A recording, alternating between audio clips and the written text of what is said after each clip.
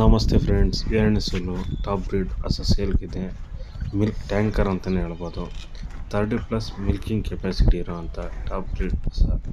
ಇದು ಬಂದ್ಬಿಟ್ಟು ಪ್ರೈಸ್ 1,10,000 ಹೇಳ್ತಾ ಇದ್ದೀವಿ, ಹೆಚ್ಚು ಕಡಿಮೆ ಆಗುತ್ತೆ. ಇದು ಬಂದ್ಬಿಟ್ಟು ಶಿಡ್ಲಘಟ್ಟ ಚಿಕ್ಕಬಳ್ಳಾಪುರ ಡಿಸ್ಟಿಕ್ ಹತ್ರ ಇದೆ.